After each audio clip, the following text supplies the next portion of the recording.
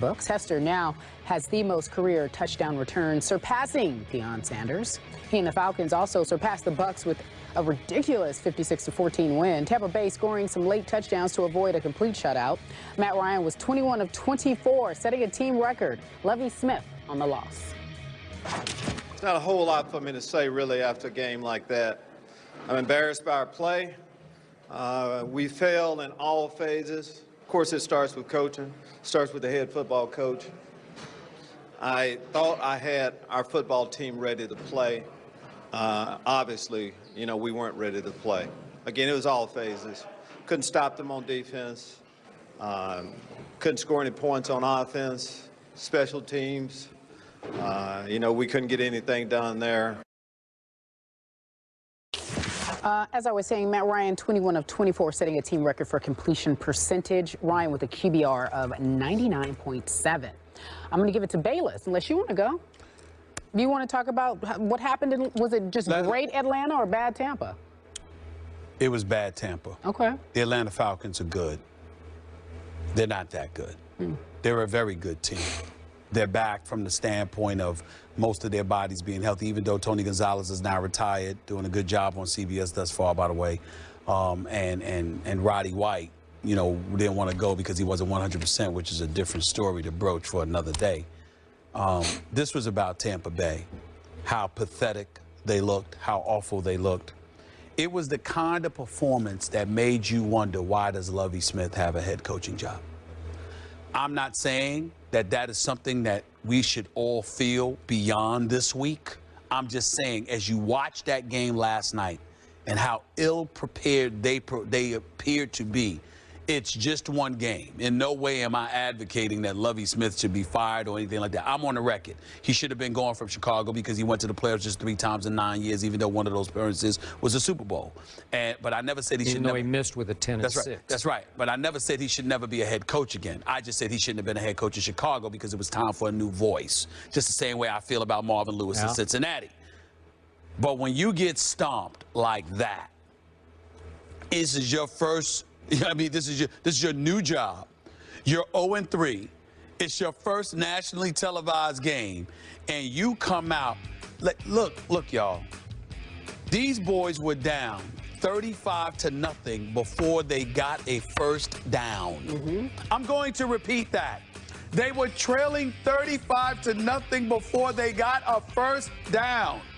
They were down 49-0 when the starters were pulled midway through the third quarter. They were down 56-0 before Mike Smith just sat there.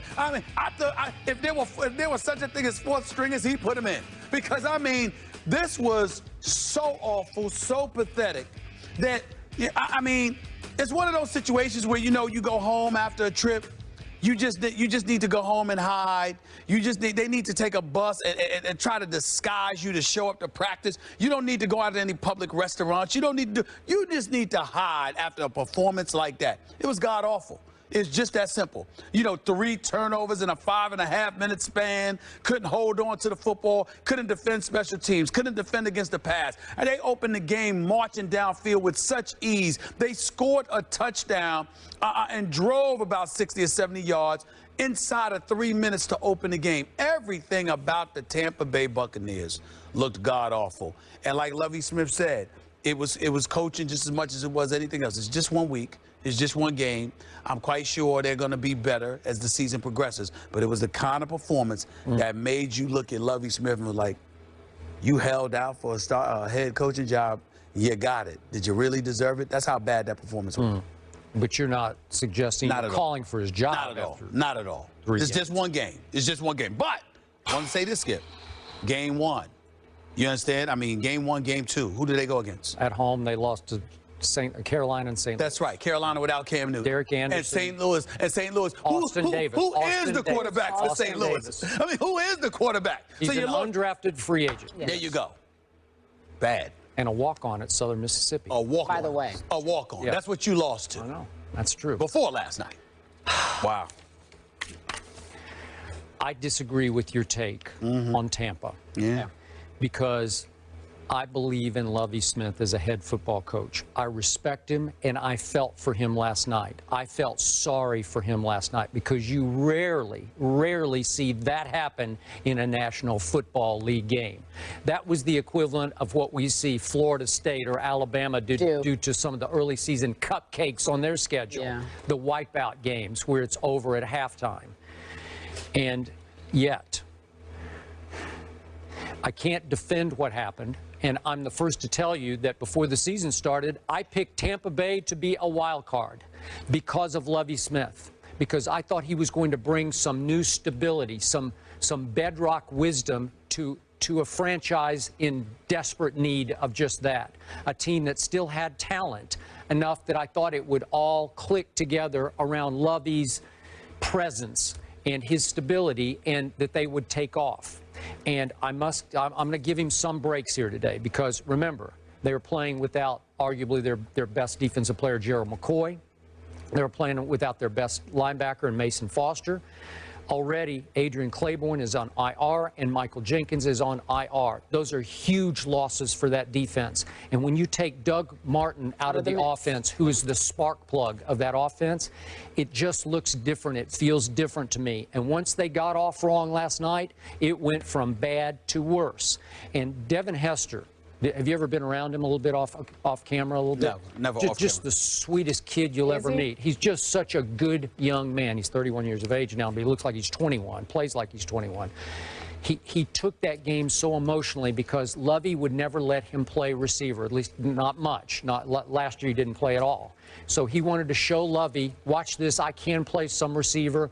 And Deion's in the house, your friend Deion. His mentor. Guy I cover, his mentor. Yeah. So he wanted to show Deion that I'm going to honor you by breaking your record tonight. Right. And got flagged for it, which is ridiculous. It was ridiculous. It's ridiculous. Look, I get the rule, but every once in a while you got to take in the circumstance. Yeah, under those circumstances, he is honoring he was allowed the man. to. He is honoring the man whose record he was about to break as he hit the end zone. You just have to let that one go because nobody would have cared if you'd let that one go. Even the crowd loved it. Come on, the crowd loved it. By the letter of the law, was it? I don't even know if that's taunting. I guess it qualifies as taunting. But the point is, Devin Hester played possess last night. And I thought the turning point play of the game, if in fact you can have one in a game that winds up 56-14. But remember the play early? It's only a 7-0 game. And Atlanta fumbles. Mark Barron comes up with the football, and he's running it back. And all of a sudden, Devin Hester tracks him down from behind and strips him.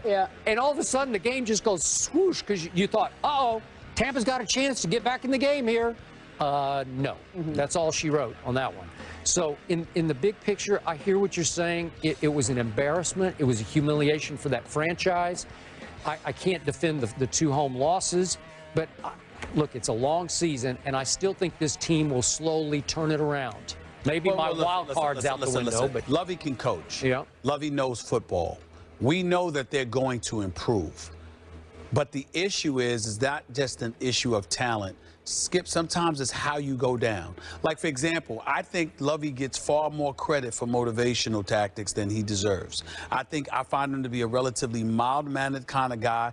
There is nothing about his personality that moves me, that galvanizes his troops, but he knows what he's doing. He does. And I think that, you know, there's something to be said for not being that rah-rah guy. And, you know, really just knowing what you're doing and allowing the team to be as effective as it possibly can be. It's just that was a beat down last night. I know the bodies that you said were gone, and I get it. But that was a beat down. Now, quick thought on Atlanta. I'm going to remind everyone that in between the shootout that they won over New Orleans in the opening game at home, they went to Cincinnati a week ago. Lost.